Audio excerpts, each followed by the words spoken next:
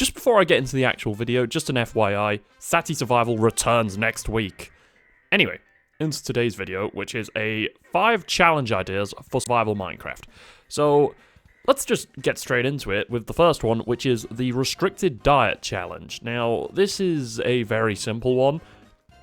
Essentially, all you're doing is that you are restricting what you can and cannot eat within your survival world. So you can make this really difficult by just saying something like, you can only eat cakes in this survival world. And if you do that, then it's going to be quite difficult, because you've got to craft a cake each time you need to eat, or you're going to have loads of cakes ready once you're kind of deep into the world. But before that, you know, the first bit of food that you're actually going to eat, that needs to be a cake, and it's always going to be a cake. That could be quite difficult.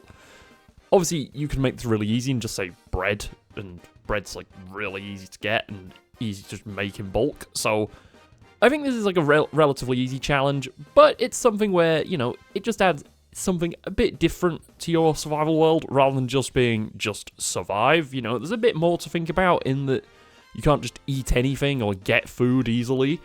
You kind of have to think about it a bit, and I think that's something to consider.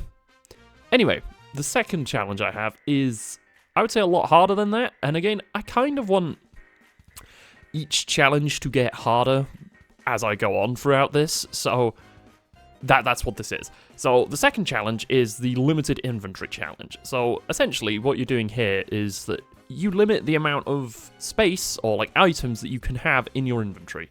So maybe you do it as the entire hotbar, and if it's the entire hotbar, it's not really that difficult, but you're essentially saying you cannot use your inventory, you just have your hotbar. And of course, you could also just use shulkers, and then that defeats the entire object of this challenge, because you can just carry everything with you. But if you say that you don't have shulkers, you're not allowed to use them, this could be quite a difficult challenge if you also make it really difficult by like limiting the amount of inventory space you have to maybe just like 2, or even 1, if you want to be like an absolute psychopath. Essentially, you can only use one thing if you were to do it as one item, and then anything else you get, you just have to drop. You cannot use it. If you want to get rid of the thing that you're currently using, you simply drop it and then pick up the thing that you want to use, or get rid of it and pick up the thing that you want to use.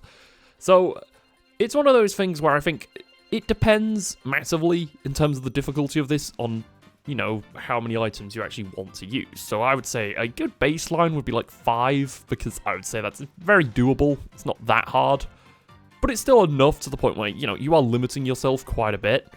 And so particularly if you're trying to do, I don't know, like if you're trying to find the end portal or something like that, you could run into some issues, because obviously you need the Eyes of Ender in your inventory. You probably need a pickaxe to dig down, maybe some other bits, but like, you know, you may want to have a shield to be able to defend yourself on your way. Who knows? There's a lot of different parts to what you could do there, and I think it's an interesting little challenge. So the next challenge I have, though, is one which it could be very easy to some people, because to some people this is just how they play all video games, but it's the inverted mouse challenge. So if you don't know what this is, essentially, if you've never played with inverted controls on a game before, essentially, if you move the mouse down, you look up in the game. Or if you move the mouse up, you look down. If you move the mouse left, you look right. I think it's very popular with, like, flying games, but less so in other games. But I think there are people who play Minecraft like this, and so if you play Minecraft like this is not a challenge at all. But if it isn't the way that you play Minecraft, it could make for an interesting challenge for one world. Obviously, again, you would get used to it before long, which is why this isn't all that hard. And also, if you actually do play with inverted mouse, just put it onto normal controls, and that might confuse you.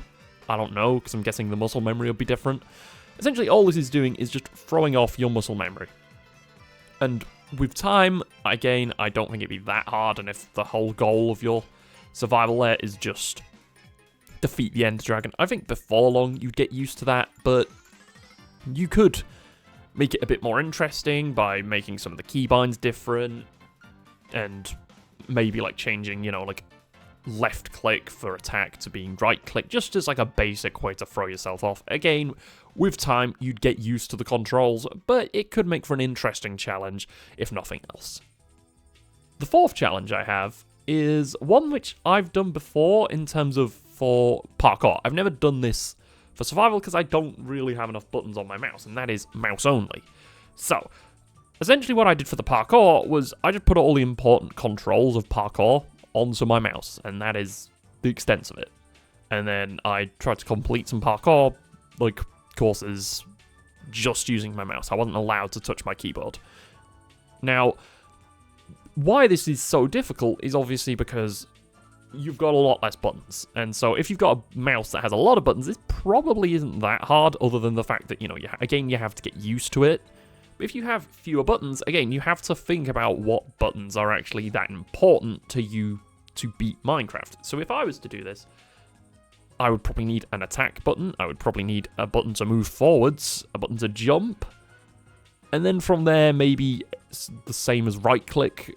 So, you know, you'd have left-click, right-click, and then I have 2 extra buttons on my mouse, and the scroll wheel. So it could be quite difficult to actually pull this off for myself, but I think if you have a few extra buttons beyond just 2, which I don't, but if you do, I think it could make for a pretty interesting challenge and a pretty fun challenge, because again, it's something quite different. It's not just beating the game, you know, you're having to think a bit more than just beating the game. You've got to try and learn some new controls, and again, restricted controls, and that you don't have every single thing mapped to your mouse, unless you do have a mouse, again, that has so many buttons, it's ridiculous. But I'm going off the assumption that you probably don't have that, and so this could be a pretty interesting challenge for you. So the final challenge is less of like a restricted challenge and more of just a challenge as a whole, and that is to get literally every single item and every single block, everything in the game to beat your challenge. So your goal isn't to beat the Ender Dragon, albeit, again, you do need the Dragon Egg to complete this, so, I mean, you do, but that's not the main objective. The objective of this survival is to get every single block, and every variant of every block. So not just a dirt block, you need a dirt block, and then also the grass dirt block, and everything in between. You need literally everything, and every item. And you could make this interesting by making like a little, like, I don't know, like museum at spawn, where you put every single thing in an item frame, or maybe you download a mod to make, like, you know, the cooler displays, because I know there's some mods that you can get where it just looks cooler than just putting it in an item frame. So I think there's a lot of ways that you could go about this, but I think it's a pretty cool little idea where it's not unheard of. I'm sure there's a lot of people who've done this before, but it gives you something to always be working towards, and once you've completed it, there isn't really anything left for you to do because you have everything, right? So that's 5 challenge ideas for survival Minecraft that you could do without modding the game, without doing anything really, literally just using vanilla Minecraft. And I think they're all doable. They're not too difficult, but they're all interesting little challenges that you could try.